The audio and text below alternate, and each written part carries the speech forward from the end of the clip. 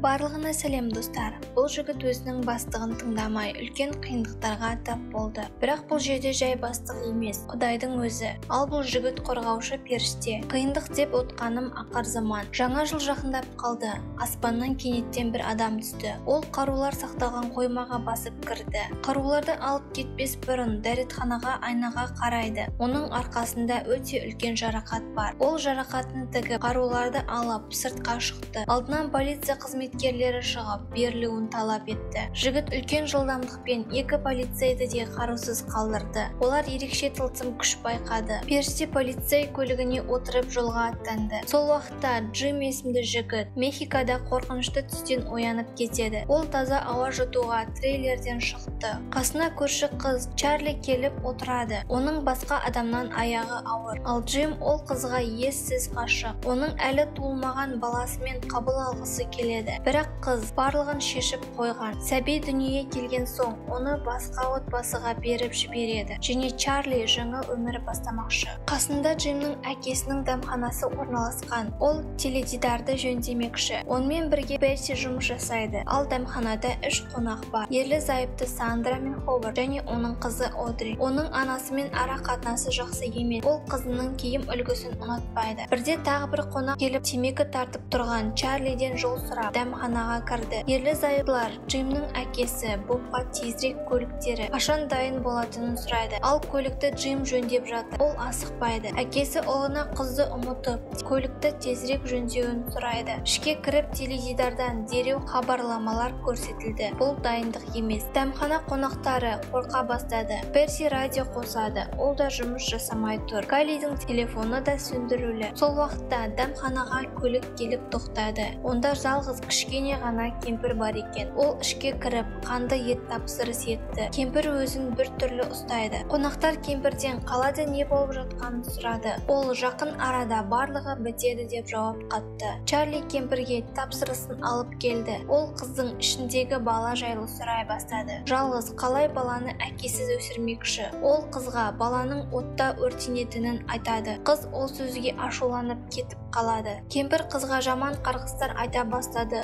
Хогварт ашуланып орнынан тұрады. Бірақ кемпір барлығына тозаққа баратынын бәрі біткенін айтты. Кемпір қабырғаға өрмекші ұстап жорғалап жүгіре кетті. Боб қаруды алып кемпірді атып тастады. Кемпір Хогвартты тістеп алды. Ол қансырап жатыр. Джим келіп тағы да қарумен атпақ болғанда, кемпір оған қызды бәрібір құтқара алмайтынын айтады. Джим орнында қатып қалды. Кемпірді Кайли атып түсірді. Барлығы Хогвартты сыртқа шығарып емханаға алып кетті. 80 шақырым жер бар. Кайли барынша жылдам айдауда. Бірде алдыларында торнадоға ұқсас қара түнек көрінді. Ол қаптаған ара құрт екен. Олар артқа қайтып дәмханаға кіріп, өлген кемпірдің денесін тексереді. Ол әлі жылы, және тістері адамдыкіне ұқсамайды. Дәмханаға полиция көлігіндегі жігіт келді. Боб алдынан шығып, тісін көрсетуін талап етті. Кемпір сияқты құбыжық екенін тексеру үшін. Оның есі Михаил. Боб одан не болып жатқанын сұрады. Михаил ештеңе түсіндірместен ішке қару алып кірді. Себебі түсіндіруге уақыт жоқ. Мұнда жақында кемпірге ұқсас құбыжықтың 1000 әскері келетінін айтады. Михаил барлығына қару таратып, еркектермен дәмхананың төбесіне шығып, кезекпен қарауылдайтынын айтты. Олар Михаилдан түсіндіруін өтінеді, бірақ үнсіз, тек қарумен қалай қолдану керектігін айтты. Сол уақытта дәмханаға балмұздақ таситын көліктің дауысы шықты. Оның ішінен кемпір сияқты құбыжық шықты. Ол қозғалмастан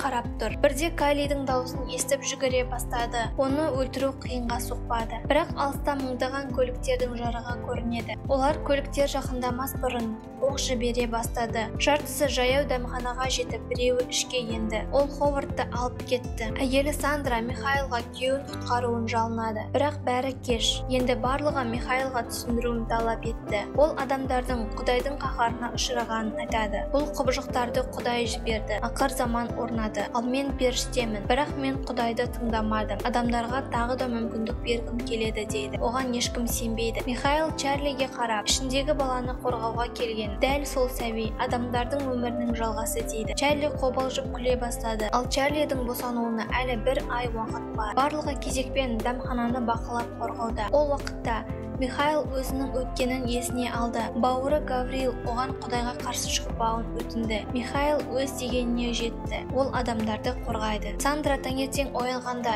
күйеуінің көмек сұраған дауысын естіді. Ол есікті ашқанда күйеуі ағашқа терісінен байланып, денесі жарақатқа толы түйіршіктерден күйіп жатыр. Ол күйеуіне жүгіре бергенде Перси оны тоқтатып арқасымен жапты. Күйеуінің денесі жарылып, қышқыл атылып, Персидің денесі толықтай күйіп кетті. Ол аман қалмады. Қарауылда ұйықтап қалған Боб өзін кінәлайды. Чарли жақын жерде аман қалған радиостанцияға баруды ұсынады. Михаил бұл қауіпті осы жерде босануын талап етеді. Чарли дәретханада темекі тартып тұрғанда Джим келіп, оған баланы алдыртып тастағысы келгенін айтты. Бірақ оны бір нәрсе тоқтатты. Қарауылда отырған Кайли мен Одри өмір жайлы айтып отырады. Бірде көлік тоқтап, ішінен дені сау адам шығып көмек сұрай бастады. Бірақ құбыжықтар оны көріп жүгіріп келді. Кайл еркекке тез көлікке отыруын айтады. Көлікте кішкене ғана бала отыр. Құбыжықтар жетіп келіп баланы алды. Кайли төбеден секіріп түсіп, құбыжықтарды атып, баланы көтеріп алды. Сонда бала да құбыжық болып шықты.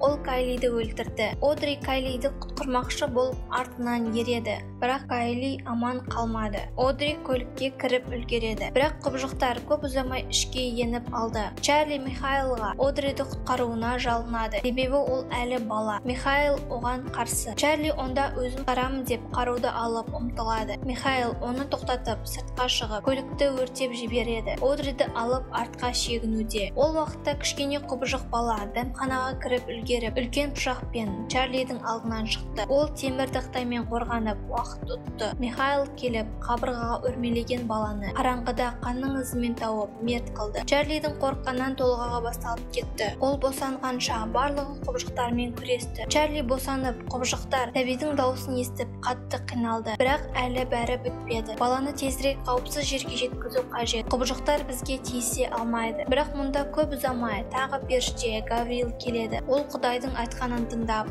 адамдардың көзін құртпақшы. Чарли баланы қолына беруді сұрайды. Сол мезетте баланы Одриден анасы тартып алады. Ол баланы құбыжықтарға берсе, аман қаламыз деп ойлайды. Ол есікке жақындай бергенде, періште үлкен қанатты Гавриил пайда болды. Боб періштеге оқ атқанда, ол темір қанатымен Бобты жарақаттады. Джим әкесіне жүгіріп қайғырады. Михаил Джимге баламен Чарлиді алып қауіпсіз жерге кетуін айтады. Ол бұйрықты тыңдайды. Чарли Одри баланы алып көлікке мініп кетіп қалады. Михаил бауыры Гавриилмен жекпе-жекке қалды. Гавриил Михаилге Құдайдың сөзіне қарсы шыққаны дұрыс еместігін жеткізді. Бауырым болсан да өлтіруге дайынмын дейді. Михаил оған әлі де жақсылық жасап, жамандықтан бас тартуын сұрайды. Бірақ Гавриил келіспей Михаилды өлтіріп тастады. Оның жаны ұшып кетті. Боб сіріңкені жағып, дәмхана жарылып кетеді. Бірақ періште өлмейді. Тек уақытша ұстап тұрады. Көп ұзамай Гавриил көлікке де жетті. Жол апатына ұшырап, тек Одри аман қалмады. Чарли мен сәби дін аман. Үшеуі тауға